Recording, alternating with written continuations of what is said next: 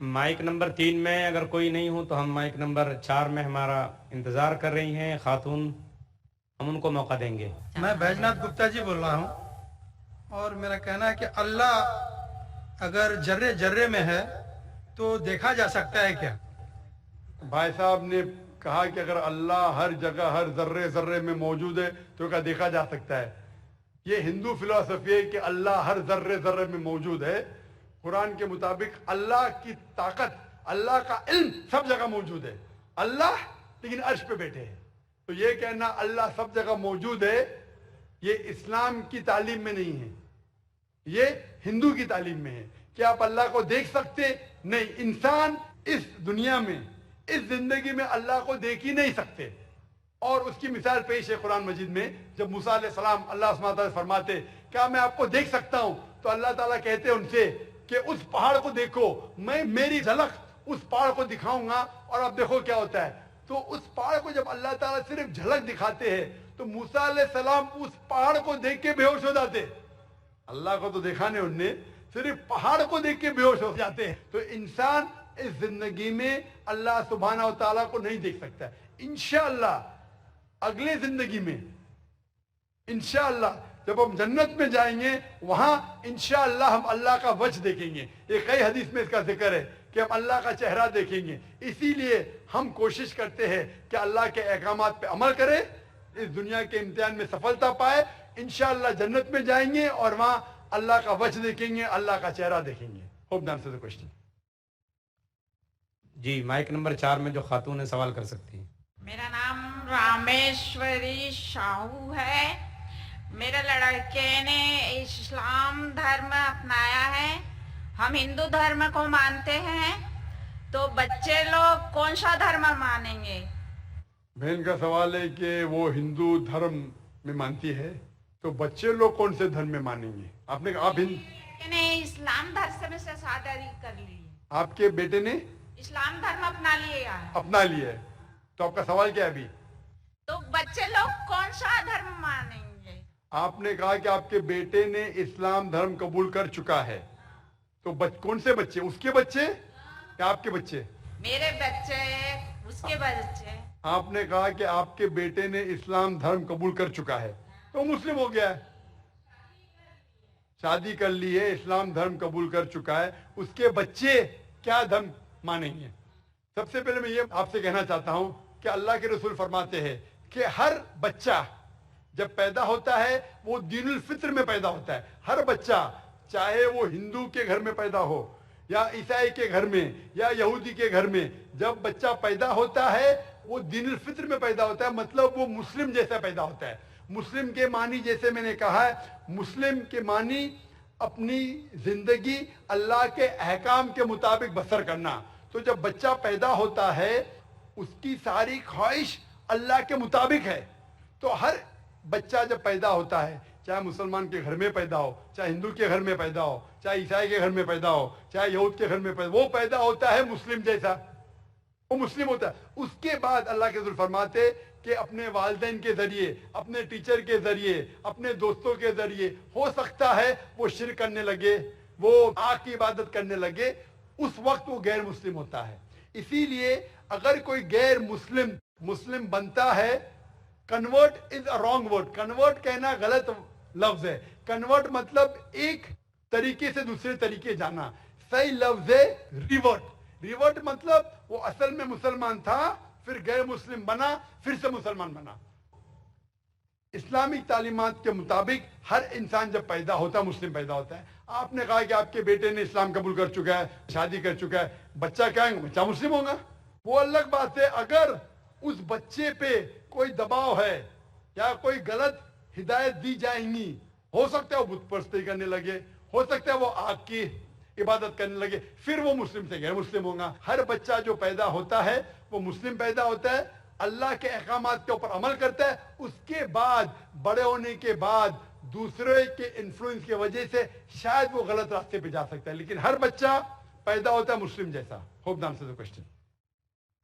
Mic number 5 میں اگر کوئی خاتون ہوں غیر مسلم تو سوال کریں، نہیں تو مائک نمبر 1 میں ایک غیر مسلم بھائی ہمارا انتظار کر رہے ہیں۔ جی ٹھیک ہے، مائک نمبر 2 سے سوال کر لیجیے۔ Namaste, my name is Pratik Sriranga Barge and I am student of 11th standard and I am in Swami Vivekananda College, Chembur. First of all, I would like to say this is my first time to attend this type of event and I am glad to say मुझे sir जी का जो speech था वो बहुत अच्छा लगा और मेरे मन में इस्लाम धर्म के बारे में जो गलत फहमियाँ थी वो एक चुटकी में ख़त्म हो गई।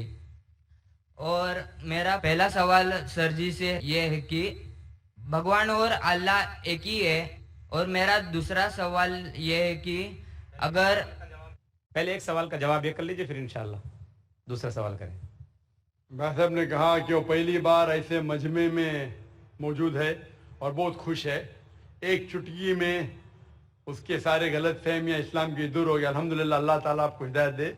और उसका सवाल है कि क्या भगवान और अल्लाह एक ही है? इस सवाल के दो रुख हो सकते हैं, दो रुख। आप कॉमर किधर लगाते वो इंपॉर्टेंट है। अल्लाह और भगवान एक है? हाँ, एक है। एक ही है, दो तो नहीं है। अगर कहेंगे कि अल्लाह और भगवान यकसा है तो सवाल दूसरा रुख ले लेता है। इसका जवाब अगर आप पूछना चाहते हैं कि अल्लाह और भगवान एक है तो बेशक एक है। अगर आप पूछना चाहते हैं जो अल्लाह और भगवान, जो हिंदू लोग जो भगवान में मानते हैं और मुसलमान जो अल्लाह में मानते हैं वो एक है, तो मेरा जवाब इसमें ये कि अगर आप सही तरीके से हिंदू धर्म की किताबों का मुताला करेंगे और सही तरीके से इस्लाम धर्म की किताब का मुताला करेंगे तो दोनों यकसा है, वही है।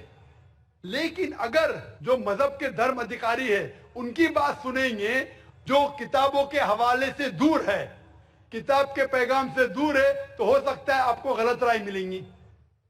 जैसे मैंने फरमाया था मेरे तकरीर में कि कुरान में लिखा है सूरह इखलास में सूरह नंबर 112 आयत नंबर 1 में कुल हुवल्लाहु अहद, कहो कि अल्लाह एक है। उसी तरीके से आप जब हिंदू मजहब की किताब का मुताला करते हैं, आप पढ़ते हैं, उसमें लिखा है छंदोग्य उपनिषद में अध्याय number 6 section number 2 shloka number 1 में लिखा है एकम एविदित्यम, भगवान एक है, ईश्वर एक है, दूसरा नहीं है।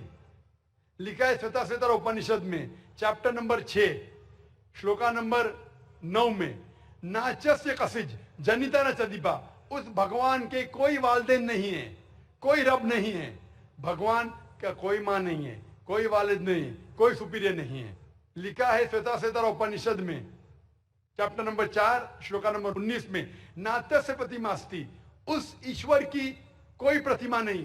प्रतिमा का मतलब है अक्स, painting, picture, portrait, statue, idol. उस भगवान की कोई प्रतिमा नहीं, कोई पिक्चर नहीं, कोई पेंटिंग नहीं, कोई अक्स नहीं, कोई फोटोग्राफ नहीं, कोई आइडल नहीं, कोई स्टैच्यू नहीं। ये दोहराया गया है यजुर्वेद में चैप्टर नंबर 32 श्लोका नंबर 3 में नात्यस्य प्रतिमा अस्ति, उस ईश्वर का कोई अक्स नहीं, कोई प्रतिमा नहीं, कोई पिक्चर नहीं, कोई पेंटिंग नहीं, कोई फोटोग्राफ नहीं। तो जब आप मुताला करेंगे हिंदू मजहबी किताब का और कुरान का, हिंदू मजहबी किताब का ब्रह्म सूत्र में कहा गया है एकम ब्राह्म द्योत्या नास्ते नीना नास्ते किंचन, भगवान एक ही है, दूसरा नहीं है, नहीं है, नहीं है, जरा भी नहीं है। There is only one God, not a second one, not at all, not at all, not in the least bit. तो जब हम इस्लाम और हिंदू मजहबी किताब का मुताला करेंगे हमें पता चलता है कि ईश्वर, अल्लाह, भगवान, खालिक, मालिक एक ही है। और उस खालिक, मालिक, ईश्वर, भगवान, अल्लाह का कोई अक्स नहीं, कोई पेंटिंग नहीं, कोई मूर्ति नहीं, कोई फोटोग्राफ नहीं। हमें सिर्फ उस अकेले ईश्वर अल्लाह की इबादत करना चाहिए। Hope the answer the question.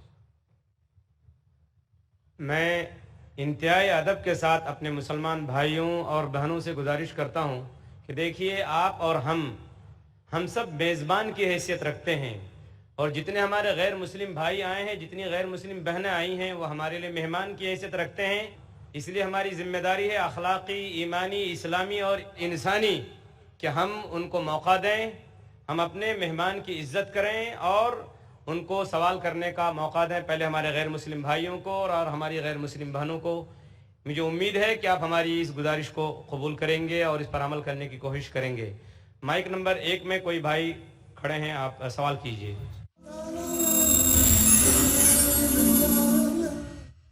इस्लाम कहता है कि एक ही बार आदमी पैदा होता है, एक ही बार मरता है और बाद में क़यामत होती है। लेकिन आप देखिएगा दुनिया में कि कोई बेरा मुका मतलब डेफ एंड डम्ब होता है पैदा होते ही, ब्लाइंड होता है, हैंडीकैप होता है, जिसका पैर भी नहीं रहता है। और तो ऐसा क्यों है? और दूसरा बात ये भी है कि मरने का भी तरीका सबका अलग अलग है। कोई एक्सीडेंट में मर जाता है, कोई राइट्स में मरते हैं, कोई क्या नेचुरल वे से मरता है। तो ऐसा क्यों है दुनिया में? महेश भाई का सवाल है कि इस्लाम में हम इस दुनिया में एक बार आते, फिर मरते, फिर क़यामत पे फिर से उठाए जाते, इस दुनिया में एक बार आते। तो ऐसा क्यों कि कोई लोग जो पैदा होते हैं, कोई अपाहिज पैदा होते हैं, किसकी टांग ने, किसका हाथ ने, ऐसा क्यों? कोई लाचार पैदा होते। कुरान मजीद में अल्लाह ताला फरमाते हैं कि आपके बच्चे, आपकी बीवियां, आपकी दौलत आपके लिए फितना है, आपके लिए इम्तिहान है। क्योंकि जन्नत में जाने के लिए टांग होना जरूरी नहीं है, जन्नत में जाने के लिए दौलत होना जरूरी नहीं। जन्नत में जाने के लिए ये जिंदगी हमारे लिए इम्तिहान है। अल्लाह के अहकामात के मुताबिक जिंदगी को बसर करना चाहिए। कुरान मजीद में अल्लाह ताला फरमाते हैं सूरह मुल्क में, सूरा नंबर 67 आयत नंबर 2 में, अल्लज़ी खलक़ल मौत वल हयाता, अल्लाह सुब्हाना व तआला ने मौत और जिंदगी पैदा की है ताकि आपको जांच सके आप में से अच्छे अमाल वाले कौन हैं। तो ये जिंदगी हमारे लिए एक इम्तिहान है। आपका अच्छा सवाल था कि क्यों कुछ इंसान पैदा होते अपाहिज, कोई बीमार, कोई अच्छे सेहतमंद, क्यों? इसकी वजह है कि जब आप एग्जामिनेशन में बैठते हैं, हर साल एग्जामिनेशन पेपर बदलता है कि नहीं? अगर आप कहेंगे कि हर वक्त पेपर सेम रहना चाहिए तो टेस्ट किधर, एग्जामिनेशन किधर? तो अल्लाह ताला कहता है कि जिस तरीके से आपको जो नियामत दी उस तरीके से एग्जामिनेशन अल्लाह ताला उस पेपर को परखेगा। मिसाल के तौर पे अगर एग्जामिनेशन पेपर आसान है तो टीचर उसको स्ट्रिक्ट तरीके से जांचता है। अगर पेपर मुश्किल है तो एग्जामिनर उसको आसानी से जांचता है। तो उसी तरीके से अल्लाह ताला फरमाते कुरान मजीद में, आपके बच्चे, आपकी फैमिली, आपकी दौलत आपके लिए फितना है, एक टेस्ट है। अल्लाह ताला टेस्ट कर रहा है उस बच्चे के वालिदैन का। देखना चाहता है कि अगर बच्चे को पैदा करते अपाहिज, या बच्चा जब पैदा होता है दिल की बीमारी के साथ, वो देखना चाहता है कि फिर भी उसके वालिदैन अल्लाह पे ईमान लाते क्या नहीं। और जितना डिफिकल्ट टेस्ट उतना बड़ा रिवॉर्ड। आप अगर एक आम बीए ग्रेजुएशन पास करते हैं तो आपका नाम महेश है, वो मिस्टर महेश ही रहेगा, बदलेगा नहीं। लेकिन आप अगर मेडिकल एग्जामिनेशन पास करते हैं, एमबीबीएस पास करने के बाद आपके नाम के आगे लग जाएगा डॉक्टर, क्योंकि मेडिकल एग्जामिनेशन पास करना मुश्किल है। मुश्किल एग्जामिनेशन पास करते रिवॉर्ड भी ज्यादा है। तो अल्लाह ताला अलग लोग को डिफरेंट डिफरेंट एग्जामिनेशन में डालता है। किसी को दौलत देता है, किसी को गरीब बनाता है। जब दौलत देता है वो देखना चाहता है कि दौलत के बाद ये इंसान ज़कात दे रहा है कि नहीं, खैरात कर रहा है कि नहीं। वो गरीब इंसान को ज़कात में 100% मार्क्स मिल चुके, गरीब इंसान को ज़कात ही नहीं देने का। हम बोलते अरे बेचारा गरीब है, उसको 100% मार्क्स मिल गए। ज़कात में गरीब को 100 में से 100 मिलता है। वो अमीर है जो शायद थोड़ी ज़कात देगा तो उसको 100 में से शायद 10 मार्क्स मिले, बराबर ज़कात देगा तो ज़्यादा मार्क्स मिलेंगे। वो गरीब को ज़कात के टेस्ट में 100 में से 100 मिलता है, उसको ज़कात देने की जरूरत ही नहीं। लेकिन उसको शायद दूसरा टेस्ट होगा, उसको टेस्ट होगा। वो गरीब इंसान एक रूम में हो सकता है 10 लोग रह रहे, वो हिजाब कैसा करता है, बराबर से हिजाब कर रहा है कि नहीं, वो टेस्ट है।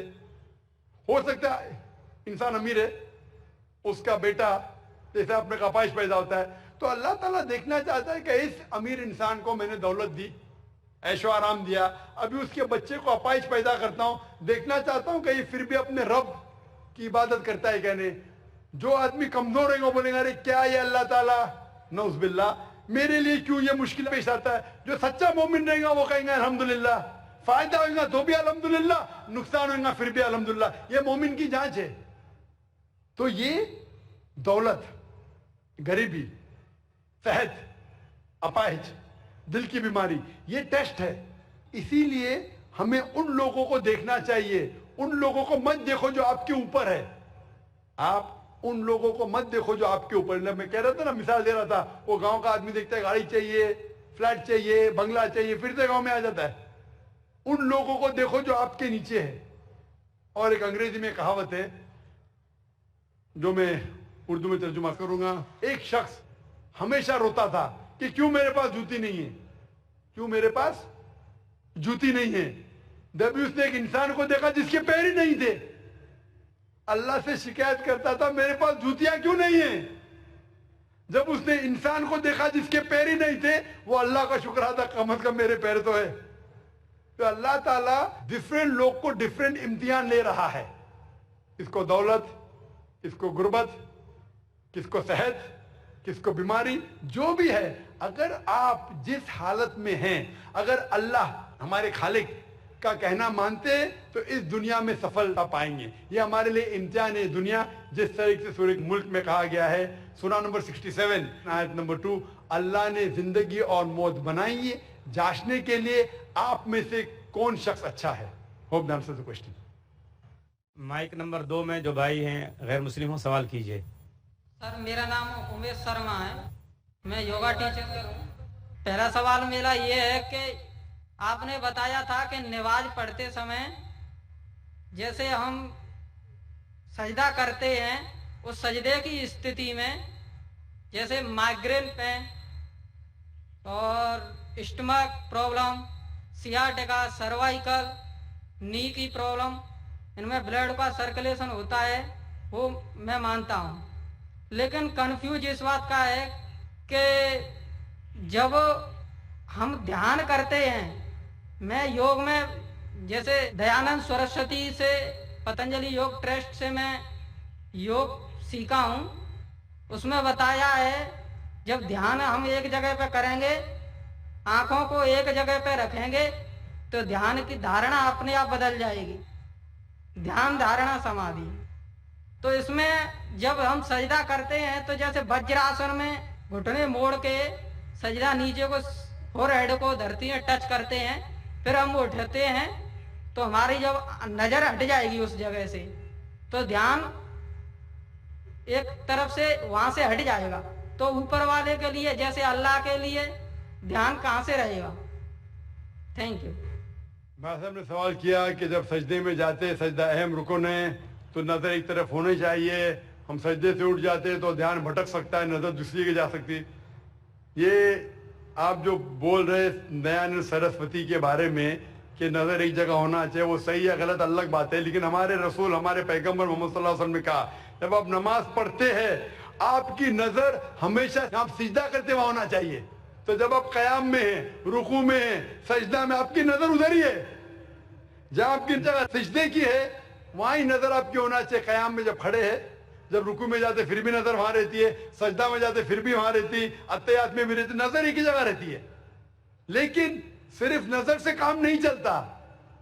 نظر کے علاوہ ہمارا دھیان, ہمارا ذہن, جو ہم اللہ, ہمارے ایشور, ہمارے مالک, ہمارے خالق کے پیغام کے اوپر دھیان دے رہے, اس کے اوپر عمل کر رہے, تو ہمیں ہدایت ملیں گی. اور جو یہ نماز کا طریقہ ہے, آپ ہندو مذہب کی کتاب میں پڑھیں گے, اس میں کہا گیا ہے سشٹانگ. سشٹانگ مطلب جسم کے 8 انگوں پہ. سشٹانگ جو ہندو مذہب میں کرتے ہیں, جسے عام زبان میں کہا دنڈ نمسکار بھی کہتے ہیں, لیکن سشٹانگ مطلب, صحیح مطلب ہے کہ 8 انگ آپ کے جسم کے لگے ہوتے ہیں زمین پہ. 8, ماتھا, ناک, 2 ہاتھ, 2 گھٹنے اور 2 پیر. 8. ہمارے حدیث میں آتا ہے 7. ناک اور ماتھے کو ایک لیتے, 2 ہاتھ, 2 پیر, لیکن ہو بہو وہی ہے. تو جو سجدہ, جو اہم صلاح کا رکن ہے, وہ ہندو مذہب میں بھی ہے. آپ جب جائیں گے کرسچن بائبل میں, کرسچن بائبل میں لکھا ہے کہ جتنے پیغمبر اللہ کے آئے وہ سارے پیغمبر نے سجدہ کیا. آپ اگر پڑھیں گے book of Genesis chapter number 17 verse number 3 में लिखा है कि इब्राहिम अलैहिस्सलाम मुंह के बल गिरे। लिखा है बुक ऑफ नंबर्स में चैप्टर नंबर 20 वर्स नंबर 6 में क्या मूसा अलैहिस्सलाम और हारून अलैहिस्सलाम मुंह के बल गिरे। लिखा है बुक ऑफ जोशुआ में चैप्टर नंबर 5 वर्स नंबर 14 में कि जोशुआ ने अपने मुंह के बल गिरे और इबादत की। और लिखा है कि ईसा अलैहिस्सलाम in the gospel of Matthew chapter number 26 verse number 39 में वर्स नंबर 39 में क्या जीसस का took a little bit step forward in the garden of Gethsemane, fell on his face and prayed to God. ईसा अलैहिस्सलाम ने garden of गेथसेमनी में अपने मुंह के बल गिरे और अल्लाह की इबादत की। जितने पैगंबर आए मोहम्मद सल्लल्लाहु अलैहि वसल्लम के पहले, जब उनने अल्लाह की इबादत की उनने सजदा किया। तो सजदा सबसे अहम है, सारे पैगंबरों ने किया। Hope this answers the question. वाखिर दावाना अल्हम्दुलिल्लाह रब्बिल आलमीन। जज़ाकल्लाह डॉक्टर जाकिर नायक साहब। इसी तरीके से मैं आप तमाम सामाईन और ख़वातीन और हज़रात के शुक्रिया के साथ आज के इस जलसे के अख्ताम का ऐलान करता हूँ। अस्सलामु अलैकुम व रहमतुल्लाहि व बरकातुहू।